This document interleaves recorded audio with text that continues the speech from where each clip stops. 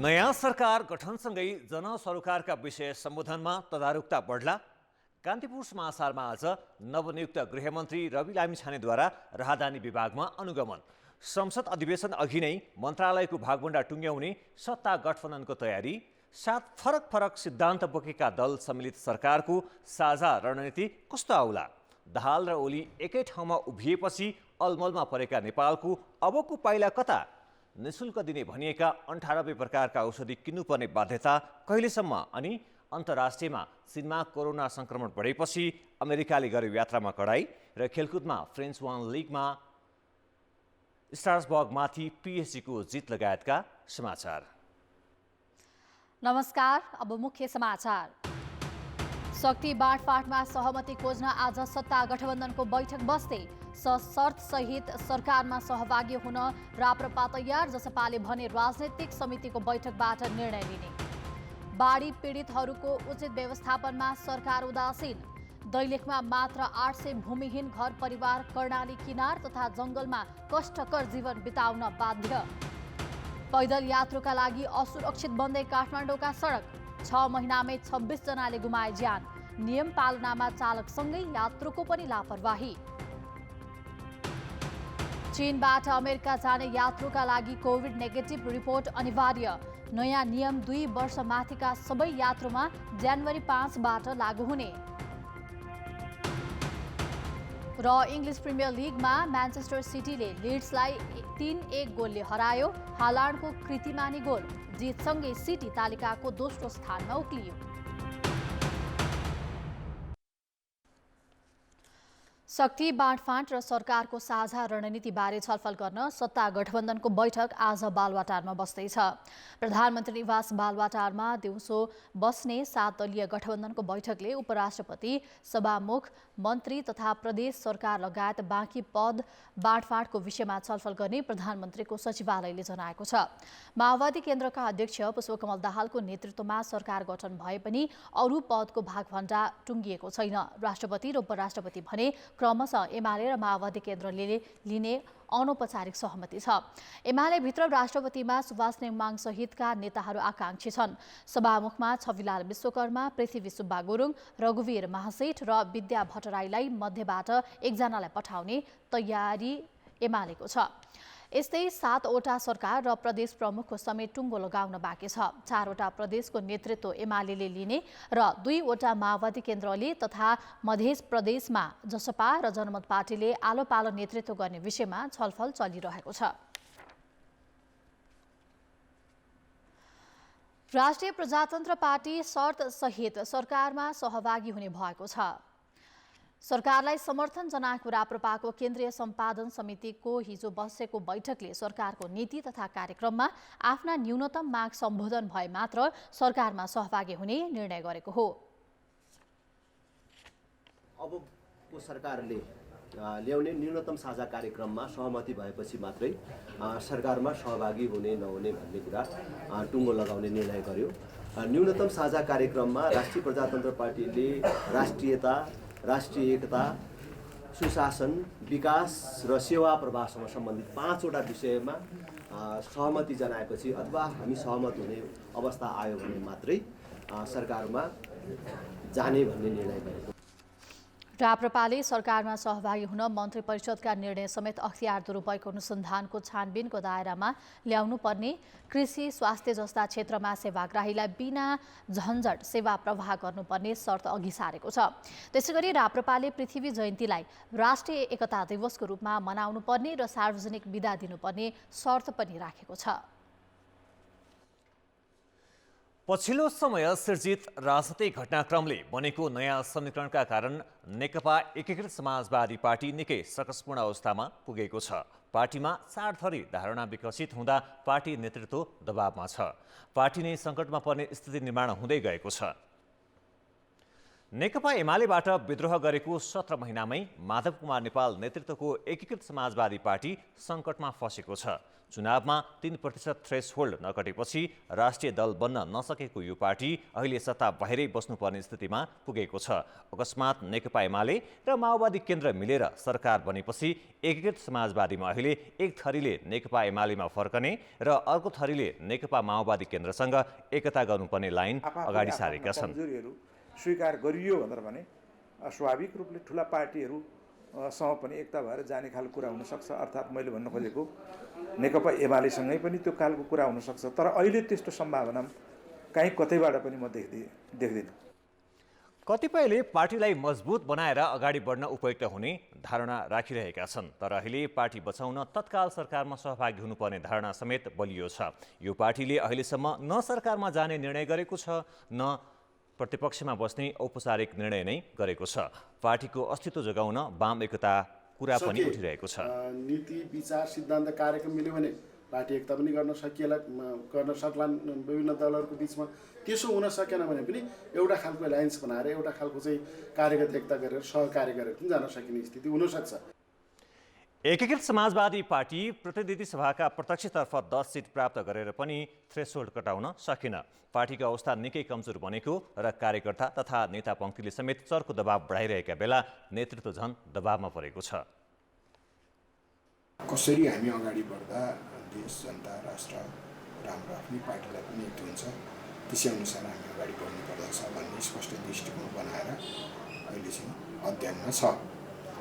अध्ययनमा भएको बेलामा विभिन्न खालका धारणाहरू प्रकट हुनु स्वाभाविक कुरा हो। बुधबारदेखि पार्टीले जिल्ला इन्चार्ज अध्यक्ष र जनवर्गीय सङ्गठनका प्रमुखहरूसँग जुम मिटिङ मार्फत सल्लाह लिइरहेको छ। पार्टी नेतृत्व सबैको सुझाव लिएर ठोस निर्णय लिने तयारीमा छ। सरकारमा सहभागिताको विषयमा निर्णय गर्न जनता समाजवादी पार्टीले राजनैतिक समितिको बैठक बोलाएको छ। पुस 18 र 19 गते बस्ने बैठकले सरकारमा जाने नजाने निर्णय गर्ने जसपा संसदीय दलका नेता रामसाय प्रसाद यादवले बताए। अब हाम्रो कार्यकारिणी समितिको बैठक राजनीति समितिको बैठक बस्दैछ। पार्टीले जे निर्णय गर्छ त्यो अनुसार हामी सहभागी हुने नहुने कुरा पार्टीले नै निर्णय गर्छ। 12-2बाट प्रतिनिधि सभा सदस्यमा निर्वाचित यादव हिजो जसपा संसदीय दलको नेतामा निर्विरोध भएका हुन्। उनी अध्यक्ष उपेन्द्र यादव निकट मानिन्छन्। सङ्घीय परिषद अध्यक्ष अशोक राई सहित सांसदद्वय राजकिशोर यादवले पनि दलको नेतामा दाबी गर्दै आएका थिए। तर नेता चयनको लागि हिजो निर्वाचन तोकिए पनि उनको मात्रै उम्मेदवारी परेको हो। प्रतिनिधि सभामा जसपाका 12 सांसद रहेका छन्। एकाएक फेरिएको दलीय समीकरणले नयाँ सरकार बनेपछि शक्ति बाँडफाँडको हिसाब किताब चल्दै गर्दा अब संसदमा पनि दलहरूलाई अङ्ककै दबाव हुने देखिएको छ। प्रतिनिधि सभाको ठूलो दल नेपाली काङ्ग्रेस प्रतिपक्षमा पुगेको र फरक मुद्दा बोकेका पार्टीहरूको मिलनबाट सरकार बनेको हुँदा संसदलाई फटाफट काम अघि बढाउन सजिलो छैन। सङ्ख्या धेरै र भिन्न सिद्धान्त बोकेका दलको गठबन्धन हुँदाको असर संसदका काम कारबाहीमा समेत पर्न सक्छ।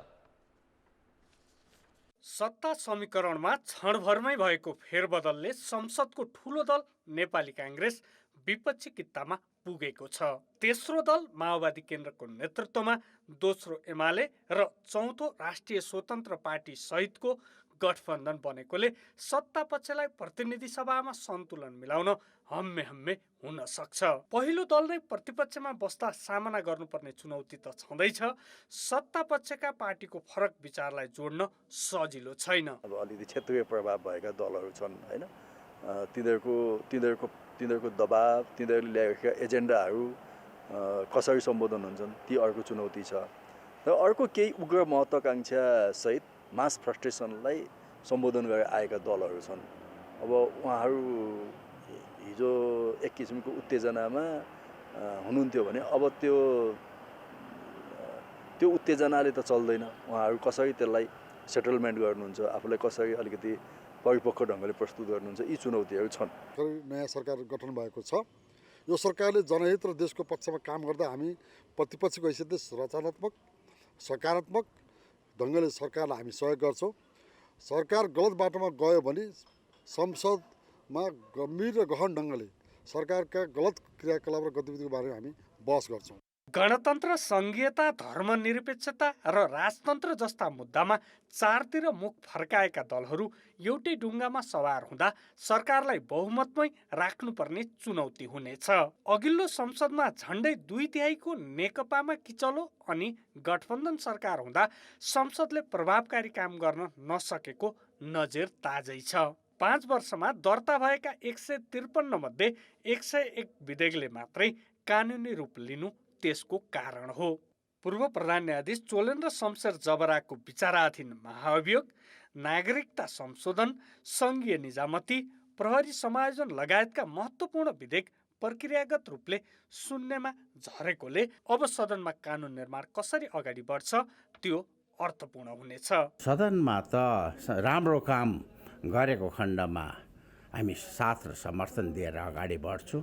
जुन दिन चाहिँ गलत काम र क्रियाकलाप हुन्छ हिजोका दिनका जस्ता हामी तुरुन्त ब्याक हुन्छौँ। केही दलका नेताहरूले बसेर निर्णय गरेको र त्यो निर्णय पार्लिमेन्टबाट जसरी सजिलै अनुमोदन हुन्थ्यो यो पालि त्यो स्थिति म देखिरहेको छैन।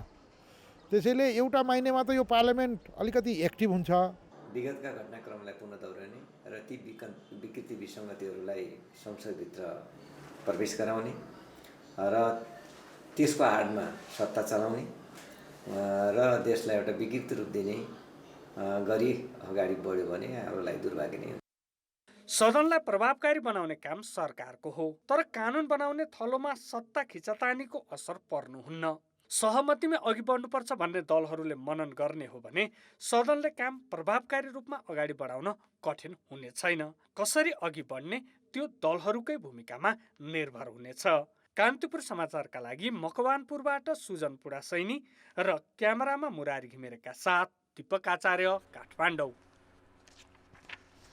सार्वजनिक पदमा बसेकाहरूले आफ्नो सम्पत्ति विवरण सम्बन्धित निकायमा बुझाउनुपर्ने कानुनी व्यवस्था छ, तर निवर्तमान प्रधानमन्त्री शेरबहादुर देउवा नेतृत्वको सरकारका कुनै पनि मन्त्रीले सम्पत्ति विवरण सार्वजनिक गरेका छैनन्।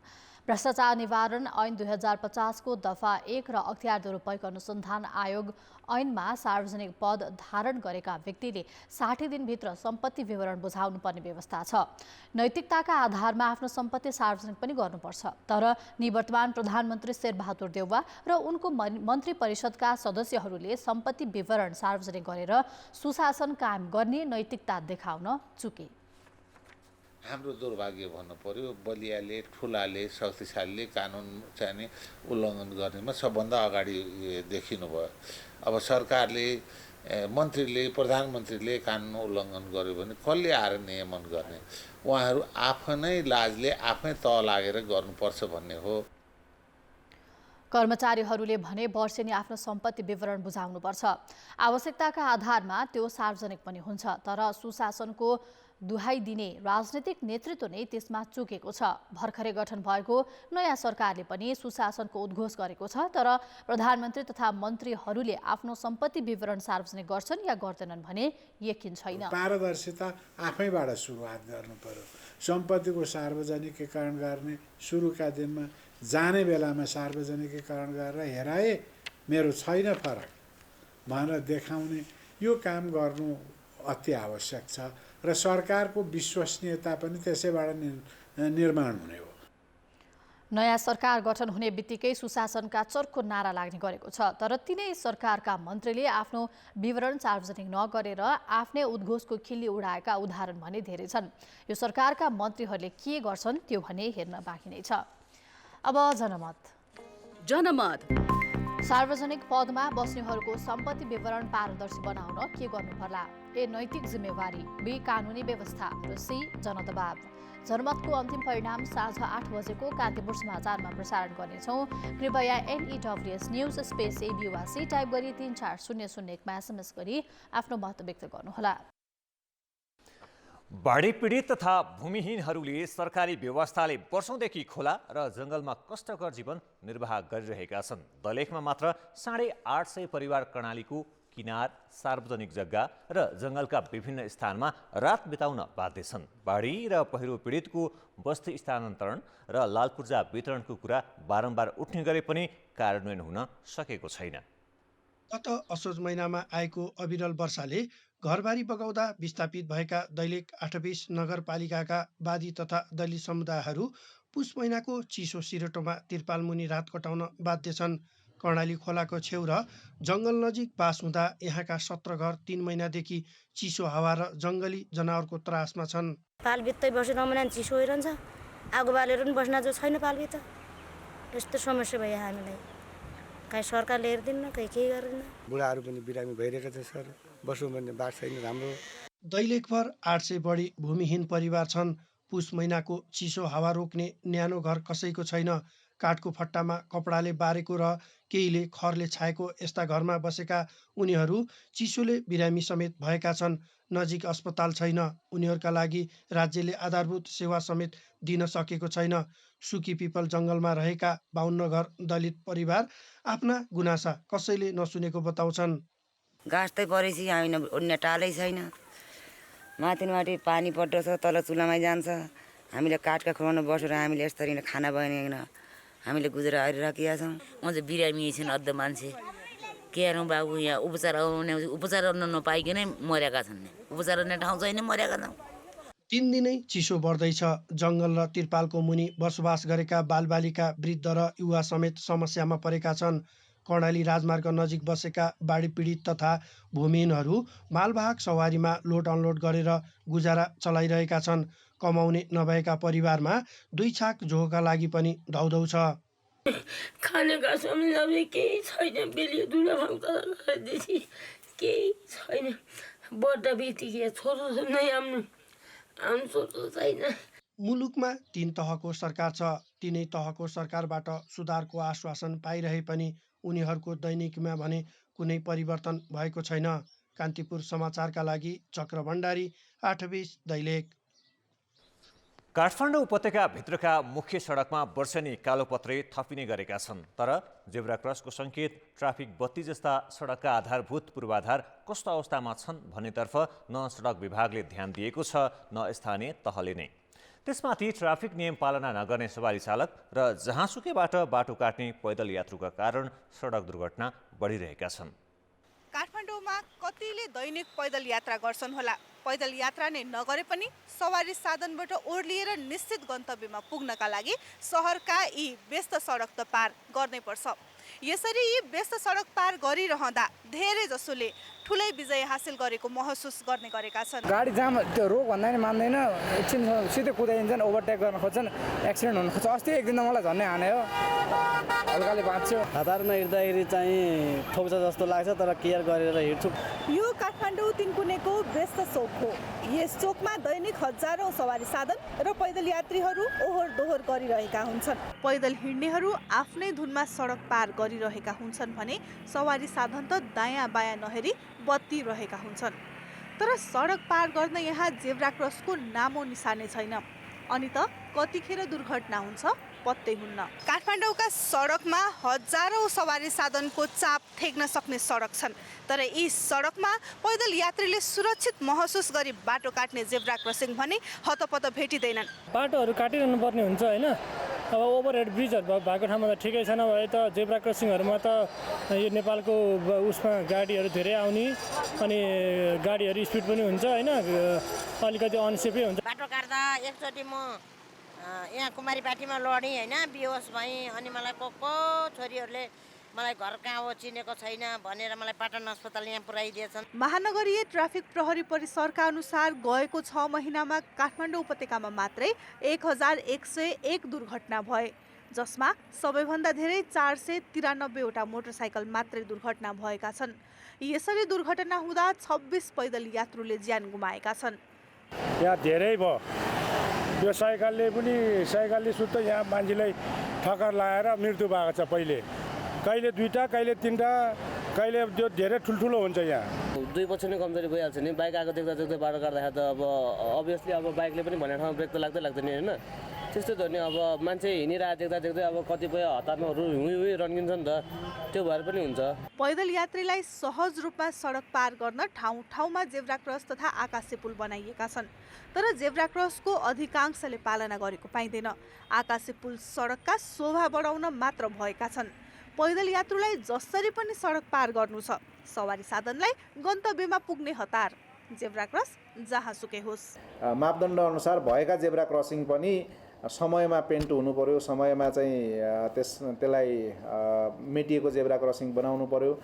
यो विषयमा चाहिँ उपत्यका ट्राफिक प्रहरी कार्यालयले सबै अध्ययन गरेर सम्बन्धित निकायलाई हामीले चाहिँ पत्राचार गरेर जानकारी पनि गराएका छौँ र हामीलाई आएको जानकारी चाहिँ अब टेन्डर प्रक्रियामा छ भन्ने कुरा आएको छ। 75% भन्दा बढी दुर्घटना सवारी चालकको लापरवाहीका कारण हुने गरेको ट्राफिक प्रहरीको तथ्याङ्क छ।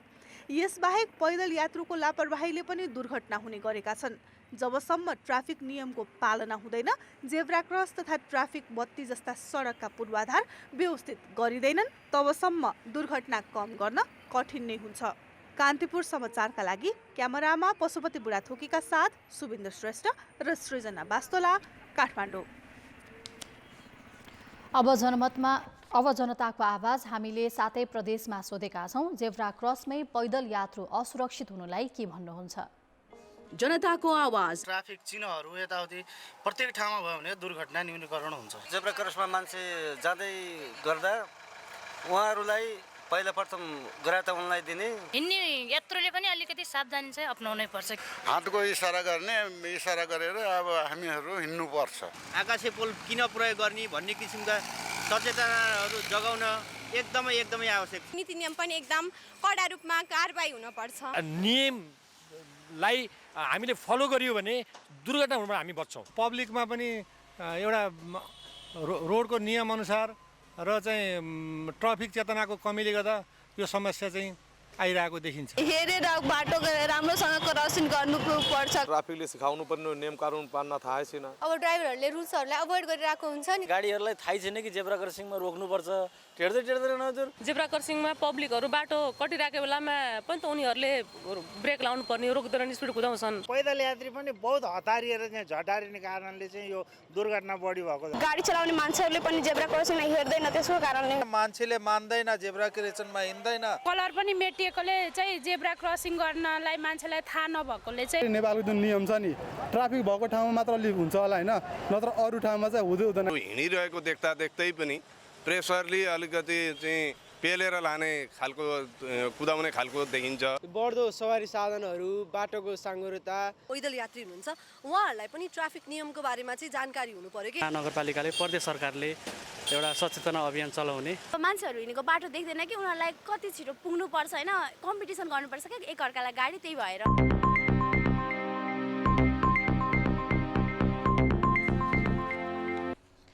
सरकारले 98 प्रकारका औषधिलाई आधारभूत घोषणा गरेर निशुल्क उपलब्ध गराइने भनेको छ। तर अधिकांश स्वास्थ्य संस्थामा सरकारले तोके अनुसारका औषधि पाइँदैन।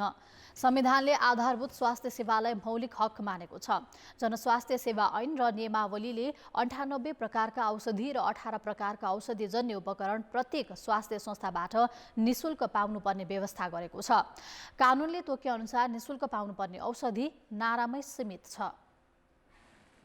खै भन्छन् माथिबाट दबाई पठाइरहेको छैन, दिँदैन नि। अब 10 जना गयो भने 4 जनालाई दिन्छ, 6 जनालाई त्यस्तै फर्काएर पठाइदिन्छ। मैले फ्लेक्जन पनि भेट्न सकिनँ होइन, जो चाहिँ बच्चाको लागि 3 दिनको लागि लेख्नुभएको थियो, भर्खरै सिद्धियो भनेर डिस्पेन्सरीबाट मलाई बताइयो। बिरामीले अस्पतालबाट आधारभूत औषधि पाउनुपर्ने हो, त्यसको व्यवस्था सम्बन्धित स्थानीय तहले गर्नुपर्छ। तर अस्पतालहरूले नै औषधि पाउन सकेका छैनन्। प्रदेश सरकारबाट जुन चाहिँ बजेट जुन चाहिँ किसिमको औषधि हामीलाई दिएको छ, त्यही किसिमको औषधि चाहिँ हामीले चाहिँ यहाँ वितरण गर्दै आएका छौँ। त्यही कारणले गर्दाखेरि पनि अब सबै किसिमको औषधि आइ नपुगेको खण्डमा चाहिँ सबै बिरामीलाई चाहिँ यो औषधि चाहिँ वितरण गर्न गाह्रो परेको छ। जनस्वास्थ्य सेवा नियमावलीले कस्ता औषधि निशुल्क पाइने भन्ने व्यवस्था गरेको छ, जस अनुसार खोप सेवा, मातृ तथा नवजात शिशु सेवा, सर्ने र नसर्ने रोगका औषधि, केही आकस्मिक रोगका औषधि लगायतका 9 प्रकारका स्वास्थ्य सेवाका लागि 98 प्रकारका औषधि छन्। यी औषधि खरिद गर्न चालु आर्थिक वर्षमा मात्र प्रदेशमा 19 करोड 98 लाख र पालिकामा 1 अर्ब 36 करोड विनियोजन गरेको छ। यस बाहेक सङ्घले पनि कार्यक्रम हेरेर औषधि खरिद गर्छ। प्रदान गर्ने दायित्व स्थानीय तहको हो भनेर तोकेको छ। त्यसैले गर्दा स्थानीय तहले आफ्नो मातहतका सम्पूर्ण स्वास्थ्य संस्थाबाट आधारभूत स्वास्थ्य सेवा निशुल्क दिनै पर्छ। तर प्रदेश र सङ्घ तहका अस्पताल तथा अन्य स्वास्थ्य संस्थाबाट चाहिँ स्थानीय तहले आफूले समन्वय गरेर ती स्वास्थ्य संस्थाहरूबाट पनि आधारभूत स्वास्थ्य सेवा निःशुल्क दिनुपर्ने बाध्यता रहन्छ। यसबाहेक सरकारले स्वास्थ्य बिमा अन्तर्गत पनि निःशुल्क औषधि प्रदान गर्दै आएको छ, तर बिमाले तोके अनुसारको औषधि पनि पाउन मुस्किल रहेको सेवाग्राहीको गुनासो छ। तपाईँ पत्याउनुहुन्छ देशको एउटा विश्वविद्यालयका सबै संकायमा 1.5 वर्षदेखि डिन नै छैनन्। यो बीचमा नियुक्ति प्रक्रिया पनि अघि बढ्न सकेको छैन। खुला तथा दूर शिक्षाको माध्यमबाट उच्च शिक्षा प्रदान गर्ने उद्देश्यले स्थापित नेपाल खुला विश्वविद्यालयमा लामो समयदेखि डिन नहुँदा परीक्षासँगै शैक्षिक प्रशासनिक समस्या उत्पन्न भएका छन्। खुल्ला विश्वविद्यालयमा सामाजिक शास्त्र तथा शिक्षा, विज्ञान, स्वास्थ्य तथा प्रविधि र व्यवस्थापन तथा कानुन गरी 3वटा संकाय छन्। तिनका 22वटा शैक्षिक कार्यक्रममा 3500 विद्यार्थी अध्ययनरत छन्। तर 1.5 वर्षदेखि रिक्त दिन पदमा नियुक्ति प्रक्रिया अघि नबढ्दा शैक्षिक क्यालेन्डर कार्यान्वयन, परीक्षा सञ्चालनदेखि नीतिगत र प्रशासनिक सम्मका समस्या उत्पन्न भएका छन्, जसका कारण विश्वविद्यालय नै अस्तव्यस्तको अवस्थामा पुगेको छ। 3वटै फ्याकल्टीमा अहिले दिनहरू चाहिँ नियुक्ति भइसकेको अवस्था छैन। त्यस कारणले अब केही समस्याहरू त पक्कै छन्, नभएको होइन। तर हाम्रो शैक्षिक क्यालेन्डरहरू म्याडमले भन्नुभयो जस्तो केही अल्झे तापनि अहिले नयाँ म्याडमले चाहिँ हामीलाई शैक्षिक क्यालेन्डर बनाएर दिनुभएको छ। विश्वविद्यालय जस्तो ठाउँमा चरम राजनीतिक खिचातानी र भागभन्दा नमिल्दा दिन नियुक्त हुन सकेनन् र विश्वविद्यालयले 8 महिनादेखि बजेट समेत पारित गर्न सकेको छैन भने लामो समयदेखि सिनेट बैठक पनि बस्न सकेको छैन। राजनीतिक भागभन्दाकै कारण दिन नियुक्तिमा ढिलाइ भएको स्वयं विश्वविद्यालयका अधिकारीहरू स्वीकार छन्। हामीले त पोलिसी लेभलमा मात्र हेरे पुग्ने होइन, अथवा विश्वविद्यालयको यो अपरेसन लेभलमा पनि आफूले हेरिराख्नु परेको छ होइन। हरेक फ्याकल्टीमा कसरी प्रोग्रामहरू चलिरहेछ, क्लास भएको छ कि छैन, क्यालेन्डर मेन्टेन भएको छ छैन, रिजल्ट गर्नलाई कहाँ के गर्नुपर्ने होइन, यो सबै कुराहरू हेरिराख्नु परेको छ। 2073 सालमा स्थापना भएको विश्वविद्यालयमा खुल्ला तथा दूर शिक्षाको माध्यमबाट स्नातकदेखि विद्यावारिधीसम्मको पठन पाठन हुँदै आएको छ।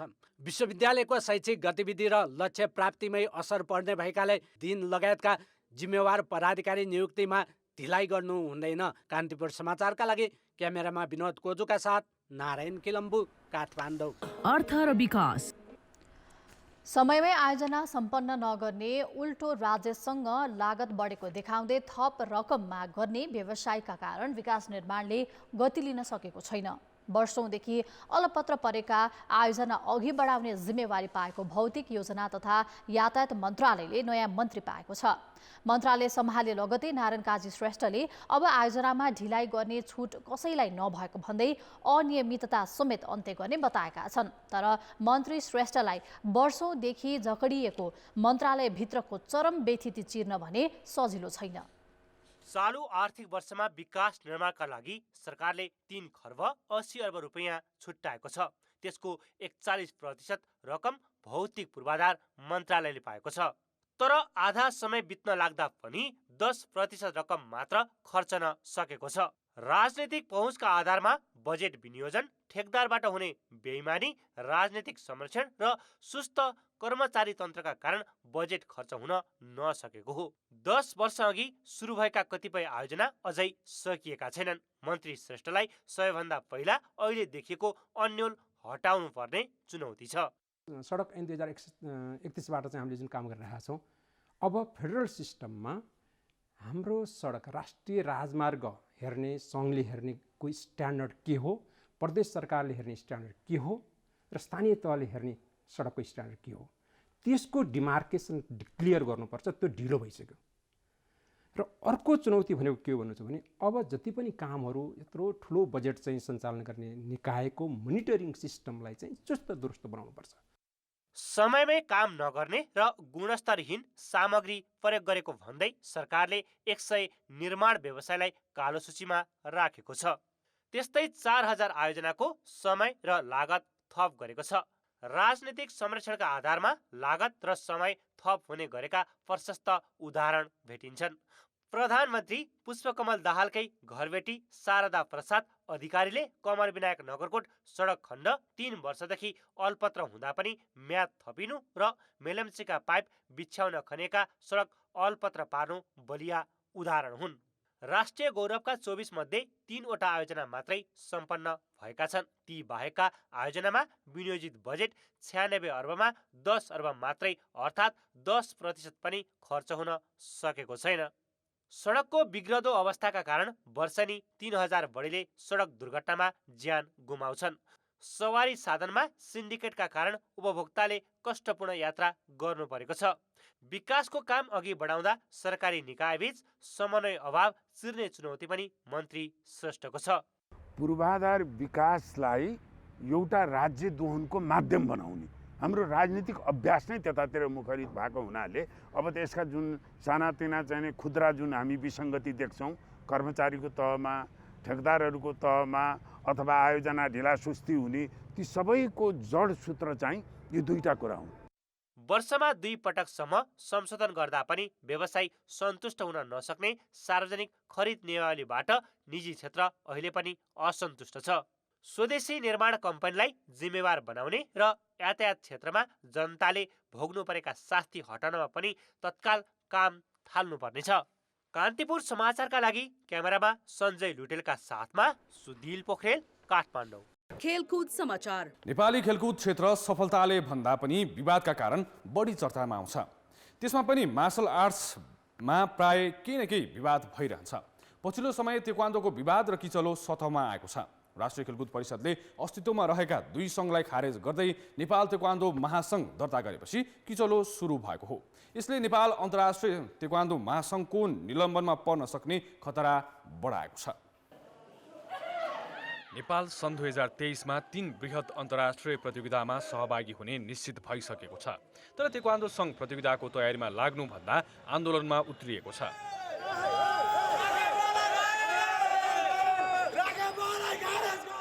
नियमनकारी निकाय राष्ट्रिय खेलकुद परिषदका कारण 2 समानान्तर तेक्वान्दो सङ्घ अस्तित्वमा थिए। तर परिषदले यही पुस 5 गते प्रकाश राणा अध्यक्ष रहेको नेपाल तेक्वान्दो सङ्घ र शिव कोइराला नेतृत्वको राष्ट्रिय तेक्वान्दो सङ्घ खारेज गरेर नेपाल तेक्वान्दो महासङ्घ दर्ता गरेपछि विवाद बढेको हो। यी 2वटा सङ्घहरू पनि भएको, यसलाई एउटा मर्ज गरेर एउटै पनि बनाउनु पर्ने भनेर हामीले एउटा कमिटी बनायौँ। त्यो कमिटीले बैठकमा पटक पटक बोलाएको, कमिटीको आफ्नो प्रतिवेदनमा छ र उहाँहरू पटक पटक बोलाउँदा 3 पटक बोलाउँदाखेरि पनि उहाँहरूको तर्फबाट न लिखित जवाफ न उपस्थिति, दुईटै कुरा नभइसके पछाडि चाहिँ कमिटीले एउटा निष्कर्ष पेश गरेर बैठकको निर्णयअनुसार कमिटीले त्यो प्रतिवेदन परिषदको अध्यक्ष एवं माननीय मन्त्रीका पेश गर्ने हुन्छ।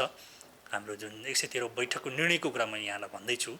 राष्ट्रभित्रको चाहिँ जति पनि खेलकुदका संरचनाहरू या मतलब चाहिँ यो विस्तारित कार्यक्रमहरू छ, यसलाई चाहिँ सञ्चालन गर्ने भनेको राष्ट्रिय खेलकुद परिषदले नै हो।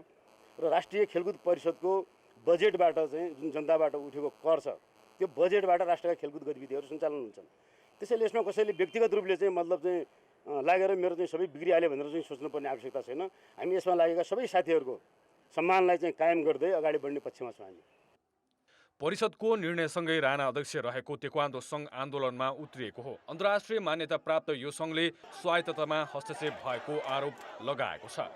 त्यो नभएको कुरो त्यसै दादागिरी गरेर हाकिमी पाराले यहाँ सबै कुरा हाकिमी तजबिले चल्छ क्या, त्यो हुनु हुँदैन। खेलकुद शुद्ध राजनीतिक हुनु होइन, राजनीतिक घुस्नु हुँदैन। खेलाडी शुद्ध रूपमा एउटा नेपालको खेल खेल्न जाने हो नि त, कसैको झन्डा बोक्ने, राष्ट्रिय झन्डा बोक्ने, त्यस्तो हुनुपर्छ भन्ने हाम्रो मान्यता। सङ्घको विवादका कारण कसैलाई क्षति पुग्छ भने त्यो मात्र खेलाडीलाई हो। 13औं दक्षिण एसियाली खेलकुदमा तेक्वान्दोले 12 स्वर्ण पदक जितेको थियो। अन्तर्राष्ट्रिय प्रतिस्पर्धामा तेक्वान्दो सधैँ पदकको सम्भावना भएको खेल हो। तर व्यक्तिगत स्वार्थ र इगोका कारण बारम्बार हुने यस्ता विवादले तेक्वान्दोको स्तर खस्कदो छ। सङ्घको आन्तरिक विवाद यसरी नै चर्किँदै जाने हो भने तेक्वान्दोलाई अन्तर्राष्ट्रिय महासङ्घले निलम्बन पनि गर्न सक्छ, जसले नेपालको तेक्वान्दो खेलको विकास थप पछि धकिलिनेतर्फ नियामक निकायहरू समयमै सचेत हुने कि। कान्तिपुर समाचारका लागि क्यामेरामा मुरारी घिमिरे र विकास जोशीका साथ किशन भण्डारी, काठमाडौँ। कान्तिपुर खेलकुद समाचारहरूलाई यति नै। कान्तिपुर समाचार अहिलेलाई सकियो। कान्तिपुर टेलिभिजन हेर्दै गर्नुहोला। नमस्ते।